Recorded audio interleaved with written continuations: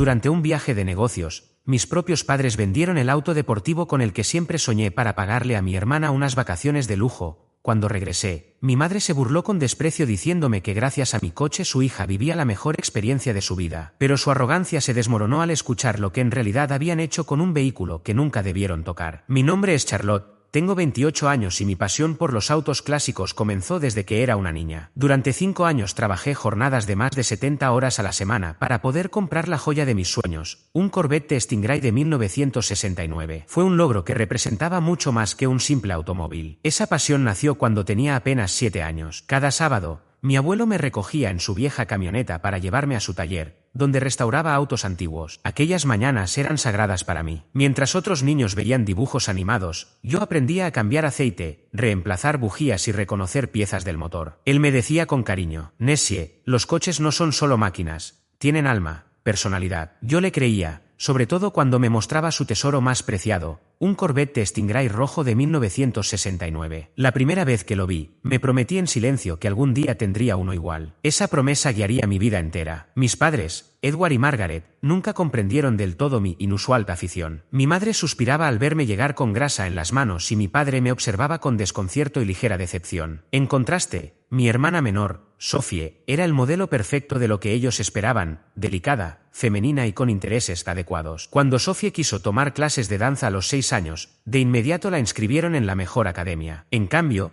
cuando yo pedí clases de mecánica a los 12, mi madre se limitó a decir que no había dinero para eso. Y así fue siempre. Ella recibía ropa de marca y fiestas, mientras yo tenía lo necesario y poco más. Para su cumpleaños número 16 hubo un gran evento con 50 invitados. Para mí, un pastel sencillo y una tarjeta. Cuando se graduó, le regalaron un coche nuevo. Yo recibí una charla sobre préstamos estudiantiles y formularios para becas. No la culpaba a ella, jamás fue responsabilidad de Sophie, pero la diferencia en el trato era demasiado evidente. Por eso, al marcharme a estudiar, decidí abrirme camino sola. Trabajé en 3 empleos a la vez mientras mantenía un alto promedio en finanzas. Al graduarme, conseguí un puesto en un prestigioso banco de inversión en Chicago. Las jornadas eran agotadoras, pero sabía lo que quería. Cada dólar ahorrado estaba destinado a un objetivo muy concreto. Durante 5 años viví con austeridad, compartiendo departamento y preparando mi propia comida. Mientras mis colegas gastaban en viajes y lujos, yo me mantenía enfocada en mi meta. Hasta que, tras incontables búsquedas en foros y subastas, lo encontré: un Corvette Stingray de 1969 en color rojo rally, exactamente igual al de mi abuelo. El dueño, un coleccionista de Wisconsin, lo vendía por $85,000. Era todo lo que había ahorrado. Pero no dudé un instante. El día que lo conduje por primera vez a casa lloré de emoción. Mi abuelo había fallecido 2 años antes, pero en ese momento sentí su presencia a mi lado. «Lo logramos, abuelo», susurré con lágrimas corriendo por mis mejillas. Ese coche no era un simple objeto. Representaba mi esfuerzo, mi independencia y, sobre todo, el vínculo con el único hombre que siempre creyó en mí. Mi novio, Oliver, lo entendía a la perfección. Nos conocimos 6 meses después de comprar el Corvette, en una exposición de autos clásicos. Él tenía una réplica del mismo modelo, lo que nos unió de inmediato. A diferencia de mi familia, Oliver comprendía mi pasión. Sabía por qué prefería pasar una tarde revisando motores en lugar de ir de compras. Compartía conmigo la importancia de conservar la historia automotriz. Durante 2 años, ese coche fue mi mayor orgullo. Lo cuidaba como un tesoro, solo lo sacaba en días soleados y lo guardaba durante los duros inviernos de Chicago. Nunca imaginé que el verdadero peligro para mi Corvette no serían los ladrones ni el clima, sino mi propia familia. Todo comenzó un martes por la tarde, cuando mi jefa, Catherine, me pidió con urgencia que acudiera a su oficina. Mientras recorría el extenso pasillo hacia la oficina de la esquina, mi mente no dejaba de imaginar distintos escenarios, casi todos negativos. ¿Acaso me iban a despedir? ¿Había cometido un error con la cuenta Henderson? Al entrar, la expresión de Catherine era imposible de descifrar. «¿Cómo está tu japonés?», preguntó de pronto. Me quedé atónita. «Nivel conversacional, nada más. Estudié 3 años en la universidad», respondí insegura. Ella asintió, aparentemente satisfecha. «Suficiente. Te necesito en Tokio. Harrington Financial quiere ampliar su cartera en Asia y han solicitado expresamente a alguien que entienda tanto la cultura empresarial estadounidense como la japonesa». No podía creer lo que estaba escuchando. Harrington Financial representaba una cuenta millonaria para la firma, y conseguirla significaba ascensos, bonificaciones y un enorme salto en mi carrera. «Los socios principales y yo coincidimos en que eres la persona indicada», continuó. «Tú liderarás el equipo de presentación en Tokio». Me quedé sin palabras. Había colegas con décadas más de experiencia, Pero la oportunidad me la estaban ofreciendo a mí. ¿Será un viaje de 3 semanas? Añadió Catherine. Saldrás el viernes. Mi asistente te enviará los detalles. Aunque estaba emocionada, mi mente voló de inmediato a mi Corvette. En mi vecindario en Chicago había habido varios robos de autos, y dejarlo solo durante tanto tiempo me generaba desconfianza. Tras pensarlo, decidí que lo más seguro sería guardarlo en la casa de mis padres, en Glenview. El barrio era tranquilo, tenían un garaje amplio, y a pesar de nuestra relación complicada, sabía que al menos allí el auto estaría protegido. El jueves por la tarde conduje hasta allí. Edward, mi padre, cortaba el césped cuando llegué y no pudo evitar detenerse para admirar el Corvette. Sigue siendo una belleza, dijo, acariciando el capó. Tu abuelo estaría orgulloso. En la puerta apareció mi madre, Margaret, secándose las manos con un paño de cocina. Charlotte, qué sorpresa, ¿te quedas a cenar? Les conté sobre el viaje y pedí dejar el coche en su garaje durante esas 3 semanas. Por supuesto, respondió mi padre enseguida. Tenemos espacio de sobra desde que Sophie se mudó a su apartamento. Mi madre sonrió, aunque noté que no dimensionaba del todo lo importante que era aquella oportunidad. 3 semanas es bastante tiempo. ¿Tu jefa no se molestará si vienes un fin de semana en medio? Le expliqué que en los negocios internacionales eso no era posible. Finalmente pareció entenderlo y mi padre me ayudó a acomodar el Corvette en el garaje. Le di instrucciones muy específicas. Debía encenderlo una vez por semana y dejarlo en marcha 15 minutos, sin conducirlo, ya que el seguro era complicado. También le mostré la funda a medida. Y, por favor, no permitas que nadie más lo toque. Charlotte, ¿sé cuidar un coche? Respondió, algo ofendido. Lo trataré como si fuera de oro. Lo sé, papá, pero este auto significa demasiado para mí, contesté, intentando suavizar. Esa noche Sophie se unió a la cena. Recién graduada, trabajaba como asistente administrativa en una firma de marketing, su primer empleo formal. Durante toda la comida se quejó del estrés y de lo mucho que necesitaba vacaciones. Todas mis amigas están organizando un crucero por el Mediterráneo. Pero con mi sueldo es imposible. La vida es tan injusta, suspiró teatralmente. Me mordí la lengua para no recordarle que yo había trabajado en múltiples empleos mientras estudiaba. Como era de esperarse, mamá reaccionó con compasión y sugirió que tal vez papá podría ayudarle con el dinero. Ya veremos, respondió el evasivo. Con la remodelación de la cocina el presupuesto anda justo. Antes de irme, llamé a Oliver para repasar el plan de seguridad. Habíamos pensado intercambiar los autos, ya que su réplica de Stingray era muy parecida a la mía, pero de mucho menor valor. Pasaré mañana por la casa de tus padres y haremos el cambio, confirmó él. La cuidaré bien. No notarán la diferencia. Eres el mejor, le dije. Te llamaré cuando aterrice en Tokio. Al día siguiente tomé el vuelo con la tranquilidad de que todo estaba bajo control. No imaginaba que mis precauciones desencadenarían una serie de hechos que transformarían mi relación con mi familia para siempre. Durante las 3 semanas en Tokio, me comuniqué seguido con mis padres. Siempre me aseguraban que todo estaba bien, aunque en los últimos días noté un tono extraño en los mensajes de mi madre. Tenemos una gran sorpresa para ti cuando regreses, escribió en un mensaje que interpreté como una cena de bienvenida o algo similar. La presentación en Tokio fue un éxito rotundo. Los ejecutivos de Harrington Financial quedaron impresionados. Para la segunda semana, firmaron un contrato de $12 millones.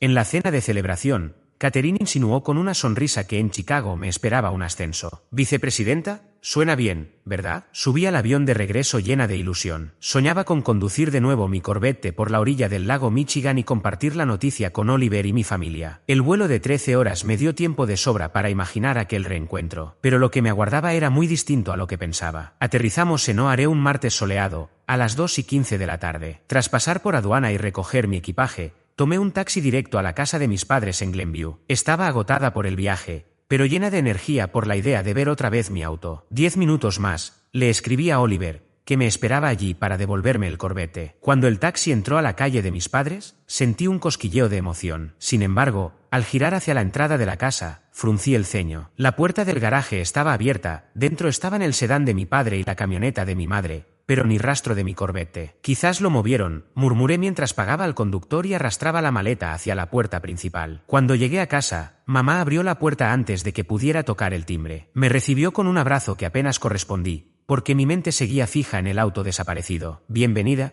cariño. ¿Cómo estuvo tu vuelo?, preguntó con una sonrisa. Bien, respondí distraída. Mamá, ¿dónde está mi coche? En su rostro se cruzó una expresión extraña, mezcla de defensa y algo más que no supe identificar. Sin responder, me hizo pasar al interior. Papá estaba sentado en su sillón reclinable leyendo el periódico. Al verme levantó la mirada, con una sonrisa que no alcanzaba sus ojos. Papá, ¿dónde está mi Corvette?, pregunté directamente, sintiendo un nudo formarse en mi estómago. Él carraspeó y lanzó una mirada a mamá, que fingía ocuparse en acomodar unas galletas en una bandeja, como si todo fuera parte de un recibimiento normal. Bueno, hija, empezó con una voz forzadamente jovial. Ocurrió algo mientras estabas fuera. El nudo en mi estómago se apretó aún más. ¿Qué significa eso? ¿Dónde está mi coche? Mamá se giró, levantando la barbilla con ese gesto que siempre adoptaba cuando se preparaba para justificar lo injustificable. Sofía necesitaba ayuda, dijo con firmeza. Era una oportunidad única en la vida. La miré sin entender. ¿Y eso qué tiene que ver con mi coche? Gracias a tu coche, tu hermana está disfrutando de la mejor experiencia de su vida, respondió mamá, con una sonrisa que parecía más una mueca burlona. Sacó su teléfono y me mostró el perfil de Sofía en Instagram. Allí estaba, posando en un crucero por el Mediterráneo, copa en mano, gafas de diseñador en el rostro y sin preocuparse por nada. De pronto, todas las piezas encajaron en mi cabeza con una claridad dolorosa. Vendieron mi coche, susurré, demasiado impactada como para gritar. Charlotte, intervino papá en su tono condescendiente, trata de comprender. Sofía estaba pasando un momento muy difícil en el trabajo. Todas sus amigas iban a ese crucero y ella iba a quedarse fuera. Habría sido devastador para ella. Entonces vendieron mi coche, esta vez lo grité, mi voz cargada de incredulidad. Siempre puedes comprarte otro, respondió mamá con un gesto despectivo. Ganas buen dinero. Sofía necesitaba esta oportunidad. Debía relacionarse con la gente adecuada, crear contactos para su carrera. Sentí que estaba atrapada en una pesadilla absurda. Mis manos empezaron a temblar mientras la realidad me golpeaba con toda su fuerza. Ese coche estaba registrado a mi nombre. No tenían ningún derecho legal a venderlo. Mis padres se miraron entre sí. Bueno, técnicamente, murmuró papá, le dijimos al comprador que tú lo estabas vendiendo y que nos habías autorizado a manejar la transacción. El corazón me latía tan fuerte que lo sentía retumbar en mis sienes. Todo giraba un poco a mi alrededor mientras intentaba procesar lo que habían hecho. ¿Tienen idea de lo que significaba ese coche para mí? Mi voz se quebró. No era solo un medio de transporte. Era un vínculo con el abuelo. Era el fruto de 5 años de sacrificio. Es solo un coche, Charlotte, dijo mamá, endureciendo su tono. La familia es lo que importa. Sofía es tu hermana. Ella lo necesitaba. ¿Y yo no importo? Repliqué con rabia contenida. Mis sentimientos, mi esfuerzo, mis límites, ¿nada cuenta? ¿Verdad? No seas tan dramática, se burló mamá. Siempre has sido tan materialista, tan enfocada en las cosas. Sofía está lidiando con depresión. Ese viaje era terapéutico para ella. ¿Depresión? Repetí incrédula. ¿Desde cuándo? Ha estado muy estresada en el trabajo, intervino papá con torpeza. Su jefe es muy exigente. Solté una carcajada seca, sin humor. Bienvenida al mundo adulto. Yo trabajé 70 horas semanales durante 5 años para comprar ese coche. ¿Alguna vez pensaron en vender sus pertenencias para facilitarme la vida a mí? Eso es distinto, contestó mamá, ya a la defensiva. Tú siempre has sido la fuerte. Sofía es más sensible, necesita más apoyo. La doble moral era tan evidente que me dejó sin aire. Permanecí en silencio unos segundos, temblando de rabia y desconcierto. Entonces, una idea se abrió paso en mi mente. ¿Cuánto lo vendieron? Pregunté con la voz tensa. Se miraron otra vez con incomodidad. Finalmente, papá respondió. ¿$50.000? Abrí los ojos de golpe. ¿50.000? Ese coche valía 85.000. ¿Hicieron alguna investigación antes de venderlo? Pregunté con la voz temblorosa, aunque intentaba mantener la calma. El comprador dijo que era un precio justo, murmuró papá, Edward, evitando mirarme. Teníamos que hacerlo rápido antes de que regresaras a casa. Aquella confesión, tan directa y cargada de traición, me golpeó como un puñetazo en el estómago. Habían apresurado la venta con la intención de dejarme sin opción, sabiendo exactamente lo que hacían. ¿A quién se lo vendieron? Insistí, sintiendo la garganta arder mientras intentaba controlar mi tono. A un coleccionista de Indiana, respondió mamá, Margaret, con evasivas. No recuerdo su nombre. En ese momento, mi teléfono vibró. Era un mensaje de Oliver. Ya llegué, ¿dónde está el Stingray? De repente, en medio de mi rabia y mi tristeza, algo encajó en mi mente como un destello. Una memoria que había quedado oculta bajo el impacto de la traición de mis padres volvió a mí. Empecé a reír. Al principio fue un murmullo suave, pero poco a poco se transformó en una risa más fuerte y extraña, incluso para mis propios oídos. No era alegría, sino una liberación de la tensión acumulada. La expresión de mi madre se torció, mezcla de confusión y fastidio. ¿Qué es tan gracioso sobre la felicidad de tu hermana?, exigió. Respiré profundamente antes de responder. ¿Sabes qué es lo gracioso, mamá? Que ustedes robaron y vendieron un coche que ni siquiera era mío. ¿De qué hablas?, replicó papá, frunciendo el ceño. Te vimos conducirlo hasta aquí. Levanté un dedo, pidiéndole silencio, y salí a recibir a Oliver, que me esperaba en la entrada con gesto perplejo. Tras un intercambio breve, lo llevé conmigo de vuelta a la sala. Mamá, papá, ¿recuerdan a Oliver?, dije, presentando a mi novio, que los saludó con un gesto frío y distante. Por supuesto, respondió Margaret, molesta. Pero, Charlotte, ¿Qué quieres decir con que el auto no era tuyo? Una calma extraña se apoderó de mí. El coche que vendieron no era mi Corvette Stingray de 1969. Era la réplica de Oliver. El color desapareció del rostro de ambos al escucharme. Entonces expliqué el acuerdo que teníamos. Oliver y yo habíamos intercambiado los autos por seguridad. El día después de que viajé a Tokio, él vino como habíamos planeado y dejó su réplica en lugar del auténtico. Para alguien sin experiencia, eran idénticos, pero el suyo valía alrededor de $30,000, no $85,000. Hice una pausa, observando cómo sus miradas se quebraban. Así que no vendieron mi coche, concluí. El mío ha estado guardado en el garaje climatizado de Oliver las últimas 3 semanas. Lo que vendieron fue su auto, sin su permiso ni conocimiento. Pero, balbuceó Edward, se veía igual al tuyo. Ese era el objetivo, intervino Oliver por primera vez. Mi coche fue fabricado en 2004 para parecer un Stingray del 69, pero no es original. El de Charlotte es un clásico auténtico que vale casi el triple. Dios mío, susurró Margaret, dejándose caer en una silla. ¿Qué hemos hecho? Lo que hicieron fue cometer fraude, respondí con dureza. Vendieron una propiedad que no era suya ni mía. Falsificaron documentos. Mintieron a un comprador. Podrían terminar en prisión. El rostro de mi padre se volvió cenizo. Oliver asintió con firmeza. Exacto. El robo de vehículos valorados en más de $20,000 es un delito grave en Illinois. Si además recibieron un pago electrónico, eso suma fraude por transferencia. Cada cargo puede significar hasta 15 años de cárcel. Mi madre rompió a llorar, con esos sollozos dramáticos que en otro tiempo me habrían manipulado para consolarla. Pero ya no. ¿Cómo íbamos a saber que no era tu coche? Gimió. ¿Nos engañaste? No los engañé. Corregí con frialdad. Confié en Oliver para proteger mi automóvil porque, en el fondo, sabía que no podía confiar en mi propia familia. Y estaba en lo cierto. Tienes que ayudarnos a arreglar esto, suplicó mi padre, de repente envejecido. No podemos ir a prisión. No sabíamos nada. La ignorancia no es una defensa legal, aclaró Oliver con voz firme. Y la lealtad familiar tampoco. Vendieron mi coche sin permiso. Eso es robo, puro y simple. El teléfono volvió a vibrar. Esta vez con una llamada desconocida. Contesté con cautela. ¿Charlotte Miller? Preguntó una voz masculina. Sí. ¿Quién habla? Soy Alastair Bennett. Recientemente compré un Corvette Stingray de 1969 a sus padres en su nombre. Pero hay un problema con la transferencia del título. Mis ojos se encontraron con los de mis padres, que me observaban con miedo desnudo en el rostro. En ese instante,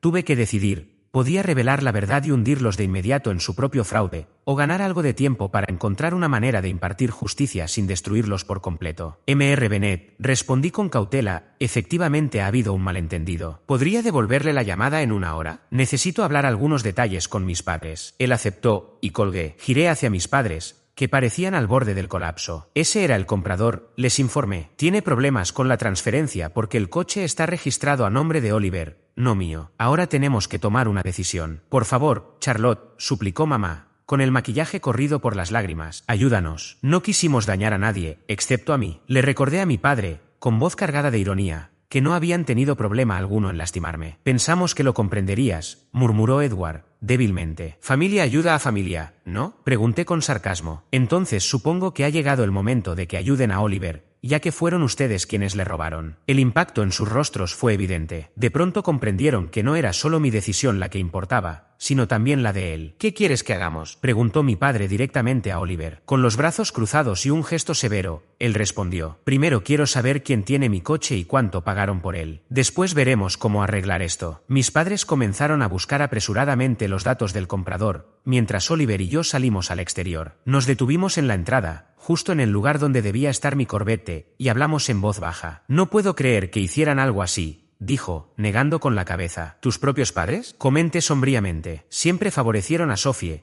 pero nunca pensé que llegarían tan lejos. ¿Quieres presentar cargos? Podríamos hacerlo, y ganaríamos, insistió él. Suspiré con fuerza. No deseo verlos en prisión, pero tampoco puedo permitir que esto quede impune. Deben entender que sus actos tienen consecuencias. Oliver asintió y apretó mi mano con firmeza. Lo resolveremos juntos. Al regresar, mis padres estaban encorvados sobre el teléfono de mi padre, con el rostro desencajado por la preocupación. Al fin encontraron los datos del comprador y el contrato de la transacción. Aquí está todo, dijo Edward, con las manos temblorosas mientras me entregaba una carpeta. Sin responder, Tomé los documentos y los revisé junto a Oliver. La situación era mucho peor de lo que imaginaba. Habían falsificado mi firma en varias hojas y creado una factura con un número de identificación erróneo. Esto es un desastre absoluto, murmuró Oliver, indignado. Son papeles fraudulentos que ni siquiera coinciden con el VIN real del coche. Mi madre rompió a llorar otra vez. No sabemos nada de autos ni de números de identificación. Solo queríamos ayudar a Sophie, sollozó. Pues felicidades, dije con frialdad. Han logrado cometer varios delitos, vender un coche que no les pertenecía y poner en riesgo su relación conmigo. Todo por enviar a Sophie a un crucero que ni merecía ni podía pagar. ¿Qué quieren que hagamos ahora?,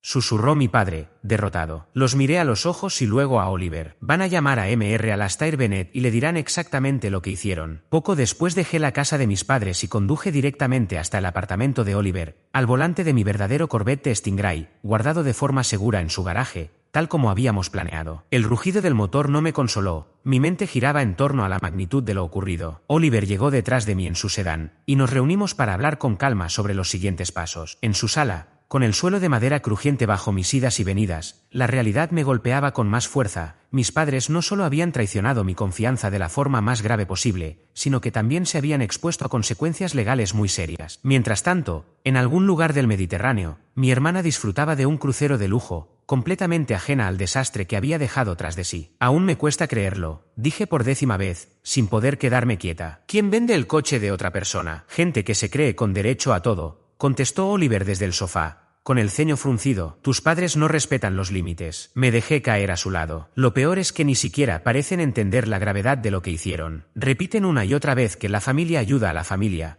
como si eso justificara robar y falsificar documentos. ¿Y qué piensas hacer con el comprador? Con este tal Bennett. Él probablemente es inocente en todo esto, preguntó Oliver. Asentí. Debemos llamarlo. Creo que lo correcto es contarle lo ocurrido, pero presentarlo como un malentendido, al menos hasta decidir cómo proceder. En ese momento, mi teléfono comenzó a vibrar con insistencia. Mis padres llevaban horas llamando y enviando mensajes. Ignoré la mayoría, pero uno me llamó la atención, un texto de mi madre que decía: tu Aunt Beatrice piensa que estás siendo egoísta e ingrata. Genial, gruñí, mostrándole el mensaje a Oliver. Ya están intentando poner a la familia en mi contra. No pasó mucho tiempo hasta que recibí una llamada de Aunt Beatrice. Contesté a regañadientes. Charlotte Marie, empezó sin rodeos, usando mi nombre completo como siempre que quería reprenderme. ¿Qué es esto de que amenazaste con enviar a tus padres a prisión por un coche, después de todo lo que han hecho por ti? Respiré hondo. Aunt Beatrice, con todo respeto, no conoces toda la historia. Sé lo suficiente. Tu madre está destrozada. Solo querían ayudar a tu hermana y ahora hablas de cargos criminales. ¿Qué clase de hija hace eso? La clase de hija a la que sus padres le robaron una propiedad de $30.000. Y ni siquiera era mía, era de mi novio. Cometieron varios delitos. Esto no tiene que ver con gratitud. Tiene que ver con responsabilidad. Mi tía resopló con desdén. La familia se ayuda. Charlotte Marie, siempre fuiste demasiado independiente, incapaz de ceder. ¿De verdad habría sido tan grave permitir que tu hermana tuviera esto por una vez? La discusión se prolongó durante minutos, con ella defendiendo a mis padres y sin aceptar la magnitud de lo que habían hecho. Cuando colgué, hervía de ira. La frase seguía retumbando en mi cabeza: la familia se ayuda. Me dirigí a Oliver con un tono cargado de amargura. Parece que esa idea de sacrificarse por la familia solo aplica cuando soy yo la que debe ceder. Él me apretó la mano con suavidad. No todos lo verán de la misma manera. ¿Has intentado hablar con el hermano de tu abuelo, el tío Arthur? Siempre dijiste que él era más sensato. Recordé que el tío Arthur había sido muy cercano a mi abuelo y que, a lo largo de los años, me había demostrado un cariño especial. Lo llamé para contarle lo ocurrido y su reacción fue totalmente distinta a la de la tía Beatrice. Vendieron el coche de Oliver sin permiso. Eso no es solo un error, Charlotte. Eso es un delito. Tienes todo el derecho a estar indignada, exclamó. Su apoyo me reconfortó más de lo que pude expresar. Mientras casi todos parecían opinar que debía pasar página porque son familia, el tío Arthur lo dejó claro. La familia no es una excusa para saltarse la ley ni para pisotear los límites de los demás. Tu abuelo estaría horrorizado con lo que hicieron. Colgué sintiéndome un poco más tranquila, aunque el cansancio emocional del día me estaba pesando demasiado. Oliver me propuso pedir comida para llevar y aplazar cualquier decisión seria hasta el día siguiente. Acepté. Nos sentamos en el sofá a comer directamente de los recipientes de comida tailandesa, cuando él me miró con gesto pensativo. ¿Puedo preguntarte algo? Claro. Si hubieran vendido tu verdadero Corvette, ¿qué habrías hecho? Dejé el tenedor sobre la mesa y reflexioné. Sinceramente, habría presentado cargos de inmediato. Ese coche es irreemplazable para mí. Es mi vínculo con mi abuelo, el fruto de años de esfuerzo y sacrificio. No creo que hubiera podido perdonar algo así. Y ahora, es diferente. Siguen cometiendo un delito, pero fue contra ti, no contra mí. Y aunque lo que hicieron es grave, no sé si realmente quiero verlos en prisión. Son mis padres, después de todo. Oliver asintió lentamente. Lo entiendo. Y, por lo que vale, yo tampoco quiero que tus padres terminen encarcelados, pero necesitan asumir la gravedad de lo que hicieron y reparar el daño. Esa noche nos quedamos conversando durante horas, evaluando cada posibilidad y buscando el camino más justo. Finalmente, acordamos consultar con una abogada antes de tomar cualquier decisión definitiva. Sin embargo, dormir fue imposible. Me revolvía en la cama, mi mente atrapada en una maraña de rabia, decepción y un dolor insoportable al imaginar a mis padres tras las rejas. La mañana llegó demasiado rápido y trajo consigo una nueva crisis. Mis padres aparecieron en mi apartamento sin avisar, con el rostro cansado y una evidente desesperación. Charlotte, por favor, suplicó mi madre en cuanto los dejé entrar con desgana. Ayúdanos. No podemos dormir, no podemos comer, estamos aterrados. Deberían haber pensado en las consecuencias antes de vender un coche que no les pertenecía, respondí fría, sin moverme por su angustia. Sabemos que cometimos un error terrible, dijo Edward con la voz entrecortada. Haremos lo que sea necesario para arreglarlo, lo que sea. Los miré, sintiendo una mezcla insoportable de ira, compasión y agotamiento. No es tan simple. Lo que hicieron no solo estuvo mal, fue ilegal. Y ni siquiera me corresponde decidir a mí. El coche era de Oliver, no mío. Lo compensaremos, intervino mi madre apresuradamente. Le devolveremos cada centavo. ¿Y de dónde piensan sacar $30.000? Pregunté incrédula. Ustedes mismos me dijeron que el dinero estaba comprometido con la renovación de la cocina. Se miraron incómodos. Veremos cómo lo resolvemos, insistió Edward. Si hace falta, pediremos un préstamo hipotecario. Lo que haga falta. Solté un suspiro profundo. Esta tarde vamos a reunirnos con una abogada para analizar las opciones. Hasta entonces no tengo nada más que decirles. Por favor, Charlotte, rogó mi madre con lágrimas en los ojos. Al menos prométenos que no presentarás cargos. No sobreviviríamos a la cárcel. No puedo darles esa promesa, respondí con firmeza. Ahora deben irse. Cuando tengamos claridad tras hablar con la abogada, los llamaré. Cerré la puerta tras ellos y me quedé apoyada en ella, sintiéndome completamente exhausta a pesar de lo temprano que era. En ese instante comprendí que, pasara lo que pasara, mi relación con ellos jamás volvería a ser la misma. A las 2 de la tarde, Oliver y yo estábamos sentados en la elegante oficina de Fiona Clarke, una abogada especializada en derecho penal con la que había entablado amistad durante un evento benéfico corporativo hacía 2 años. Le conté lo sucedido esa misma mañana, y sin dudarlo, aceptó recibirnos. Quiero asegurarme de haber entendido bien, dijo Fiona mientras revisaba las notas que había tomado. Sus padres vendieron el coche de Oliver sin permiso, falsificaron documentos incluyendo tu firma en la factura de venta, entregaron al comprador un número de serie falso y utilizaron el dinero para pagar las vacaciones de tu hermana. ¿Es correcto? Sí, así fue, confirmé. Fiona se reclinó en su silla, con gesto grave. No voy a endulzar esto. Lo que hicieron constituye hurto mayor de vehículo y fraude electrónico, como mínimo. Cada cargo puede implicar hasta 15 años de prisión. Es posible que, por su edad y la ausencia de antecedentes, reciban una condena más indulgente, pero la posibilidad de cárcel está sobre la mesa si deciden proceder legalmente. Oliver y yo intercambiamos una mirada cargada de preocupación. Por más enfadada que estuviera, la idea de ver a mis padres entre rejas me resultaba un tormento difícil de asimilar. ¿Qué opciones tenemos?, pregunté con inquietud. Fiona Clarke se acomodó en su asiento antes de responder con calma. Tienes varias alternativas. Primero, podrías presentar cargos penales y dejar que la justicia siga su curso. Segundo, iniciar una demanda civil para recuperar el valor del coche más los daños ocasionados. Y la tercera opción sería intentar resolverlo en privado, fuera del sistema judicial. Oliver, que había permanecido en silencio, intervino con interés. ¿Y qué implicaría exactamente esa tercera alternativa? Se trataría de elaborar un acuerdo legalmente vinculante en el que tus padres se comprometan a restituir el dinero y aceptar otras condiciones que consideres adecuadas. No elimina su responsabilidad penal, pero mientras no presentes una denuncia formal, es poco probable que las autoridades actúen por su cuenta. Asentí, aunque la duda seguía en mi mente. ¿Y qué pasa con el comprador? Al fin y al cabo, él es una víctima en todo esto. Pagó por un coche vendido fraudulentamente. Ese es el mayor obstáculo, admitió Fiona. La solución más limpia sería revertir toda la transacción, devolverle su dinero y recuperar el coche. Pero eso significaría que tus padres tendrían que reunir $50.000 de inmediato. Comentaron la posibilidad de pedir un préstamo sobre la hipoteca de la casa, dije pensativa. Podría ser una salida, pero deberán actuar rápido. Cuanto más se demore esto, mayor será la probabilidad de que Alastair Bennett descubra el fraude por sí mismo y decida acudir a las autoridades. Tras analizar los detalles, Oliver y yo dejamos la oficina de Fiona con un plan claro. Intentaríamos resolver el conflicto de forma privada, empezando por reunirnos con Mr. Bennet y explicarle la situación con honestidad. Deberíamos verlo en persona, sugirió Oliver mientras nos dirigíamos al estacionamiento. Este no es un asunto para tratar por teléfono. Estuve de acuerdo y lo llamamos para concertar un encuentro al día siguiente en una cafetería a medio camino entre Chicago e Indianápolis. Luego, pasamos a ocuparnos de localizar a mi hermana. Sophie,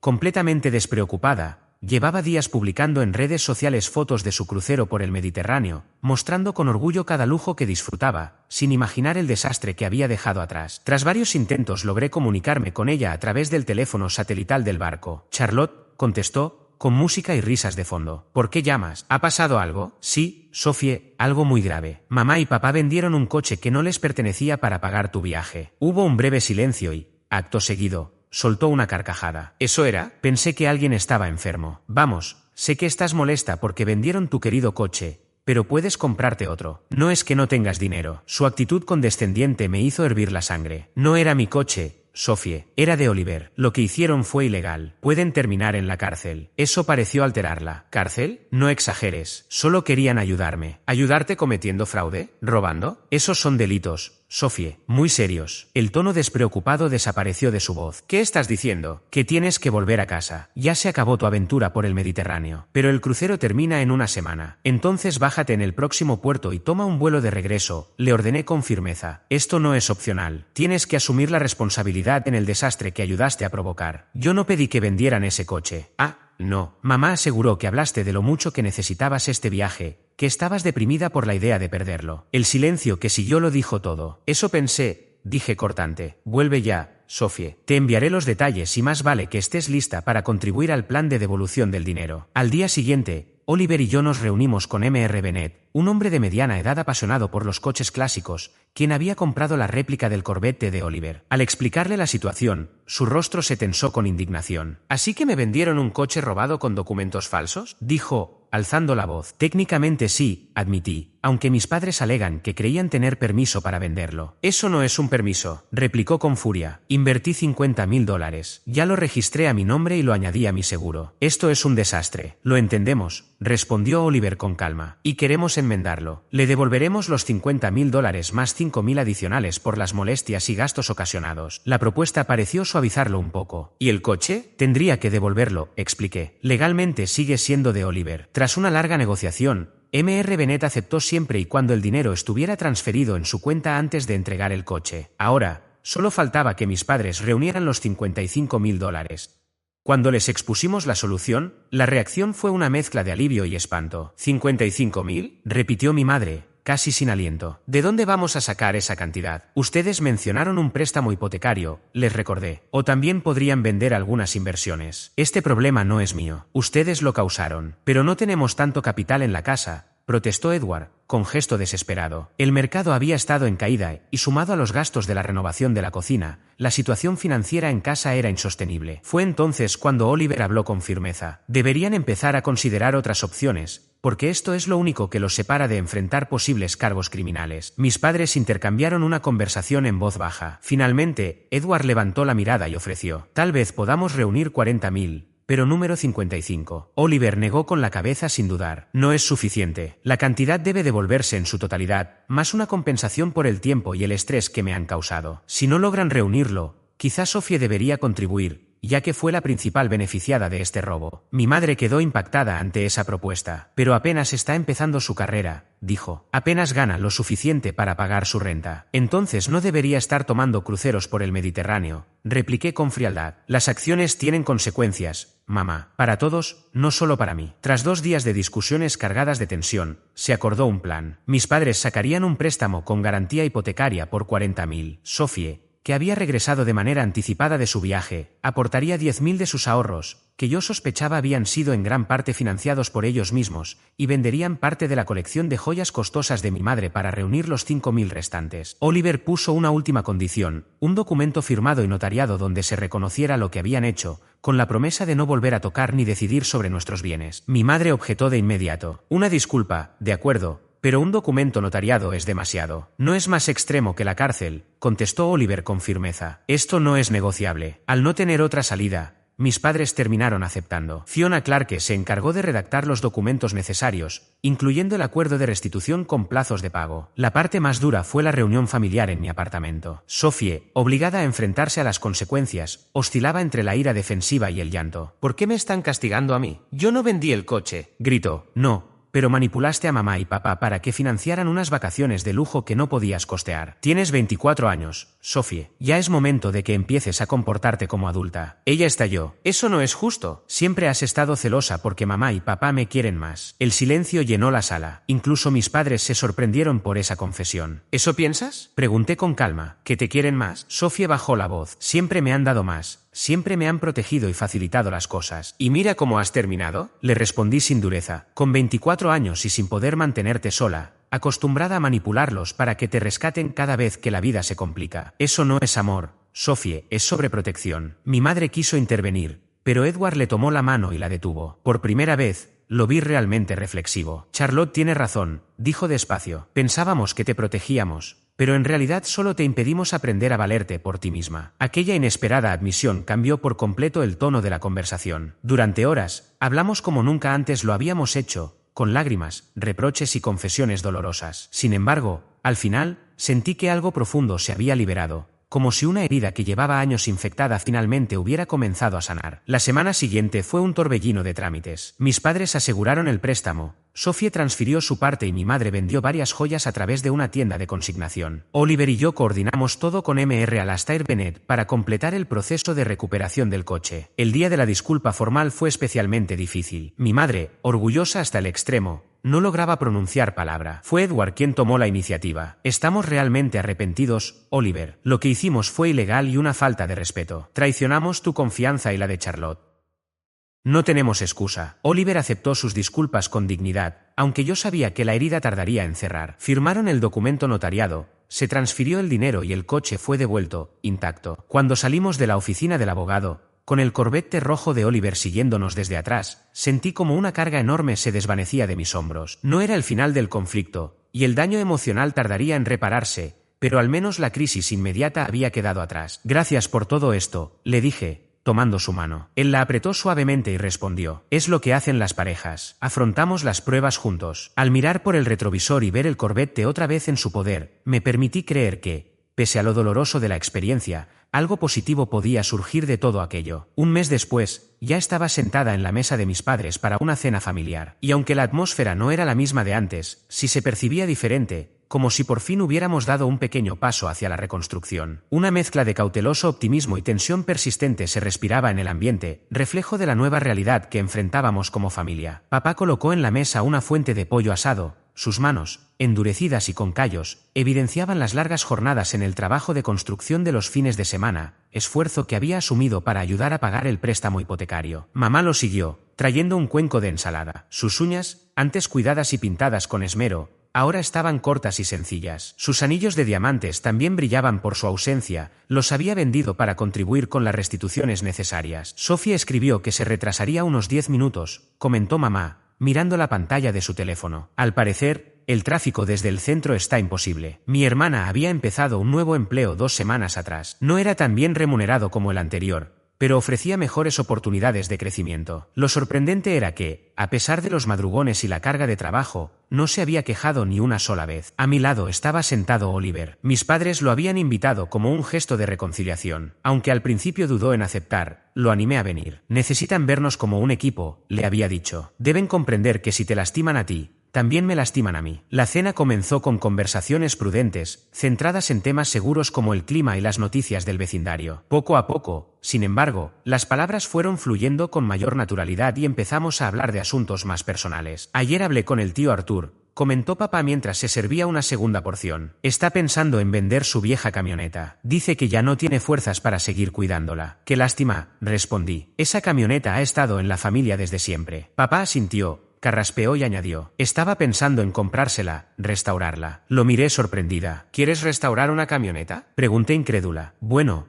pensé que quizá podríamos trabajar en ella juntos, si te interesa. Sus ojos buscaron los míos, aunque pronto se apartaron, como si la propuesta lo avergonzara. Sé que nunca mostré demasiado interés en tu pasión por los autos, pero me gustaría aprender, si quieres enseñarme. Su ofrecimiento me conmovió profundamente. No se trataba solo de un vehículo, era su forma de acercarse a mí, de intentar conectar en mis propios términos. Me encantaría, respondí con sinceridad. Mamá observaba la escena con una leve sonrisa. Durante el último mes, también ella había intentado cambiar. Las sesiones de terapia familiar a las que asistíamos cada semana le habían ayudado a reconocer sus errores, la costumbre de sobrepasar límites y sus favoritismos. Hice algo para ti, Oliver, dijo de pronto, levantándose de la mesa. Fue hasta el aparador y volvió con una bolsa de regalo. Solo es un pequeño detalle. Él la recibió intrigado y, al abrirla, sacó un documento enmarcado. Era el título de propiedad de su réplica de Corvette acompañado de una nota escrita a mano, en la que mi madre prometía no volver a entrometerse en sus cosas ni en las mías. Lo mandé enmarcar de manera profesional, explicó. Es un regalo,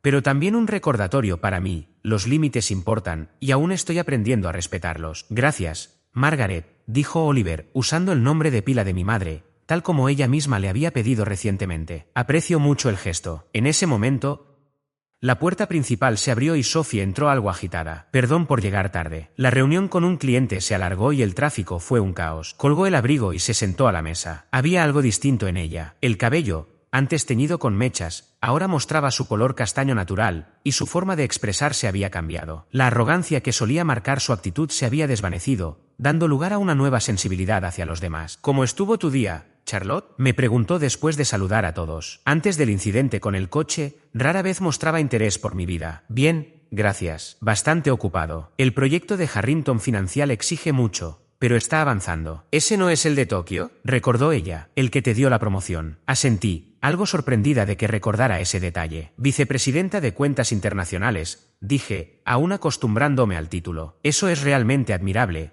comentó con orgullo sincero, sin el menor rastro de rivalidad o resentimiento. Mientras la velada avanzaba, observaba a mi familia con una mirada distinta. Los cambios eran pequeños, pero significativos. Papá preguntando antes de servir más comida en el plato de mamá, ella conteniéndose para no hablar en nombre de Sophie, mi hermana ofreciéndose a lavar los platos sin que nadie se lo pidiera. A simple vista, podían parecer gestos triviales. Sin embargo, para mí eran señales de algo más profundo, una transformación real en la forma en que funcionábamos como familia. La dolorosa experiencia que habíamos atravesado nos obligó a enfrentar patrones de conducta que, durante años, habían dañado nuestras relaciones familiares. Después del postre, cuando Oliver y yo nos preparábamos para marcharnos, mi madre me detuvo en el pasillo. Su voz era baja y seria. Sé que ya lo he dicho antes, pero necesito repetirlo, Charlotte. Lo lamento de verdad. Y no solo por lo del coche, sino por todas las ocasiones en que desestimé tus sentimientos, tus pasiones, tus límites. Siempre creí que estabas siendo una buena madre al tratarte a ti y a Sophie de manera distinta, empujándote a ser fuerte mientras intentaba protegerla a ella de las dificultades. Ahora comprendo lo injusto que eso fue para ambas. La miré fijamente, buscando en su rostro alguna señal de sinceridad. En sus ojos pude ver un remordimiento real. Gracias por decirlo, mamá. Significa mucho. Ella dudó antes de preguntar. ¿Crees que algún día podrás perdonarnos por completo? Reflexioné unos instantes antes de responder. El perdón no es un instante, es un proceso. Estoy trabajando en ello,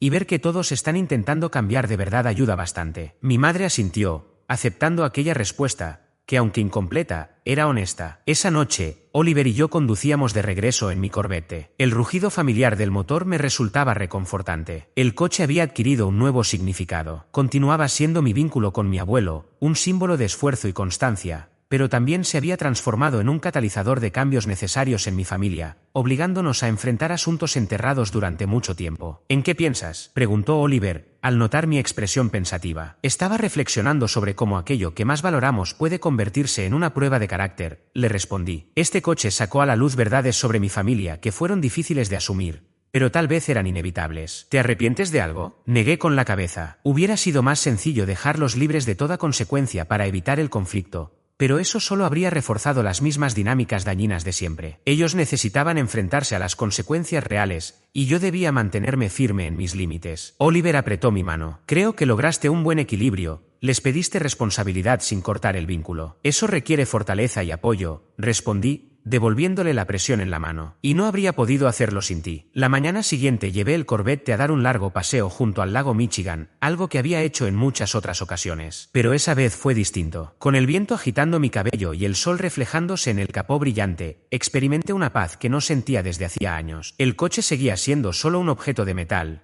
caucho y cristal, pero lo que representaba había cambiado. Ahora era más que un recuerdo de mi pasado, se había convertido en la afirmación de mi propio valor, en la decisión de no permitir que nadie, ni siquiera quienes decían amarme, me redujera o me desestimara. Quizás la enseñanza más valiosa de todo este proceso fue entender que poner límites no significa alejarte de quienes quieres, sino aprender a cuidarte para poder quererlos desde un lugar sano. Y aunque sé que todavía habrá errores y retrocesos, también sé que tengo la fuerza para no volver a permitir lo mismo. Al estacionar frente a mi edificio, no pensé en el conflicto ni en lo que aún quedaba por resolver. En su lugar, me descubrí sonriendo con serenidad. Sentí que, más allá de las posesiones o las heridas del pasado, lo verdaderamente importante era lo que había recuperado, mi dignidad, mi voz y la certeza de que el camino hacia adelante, aunque incierto, me pertenecía solo a mí.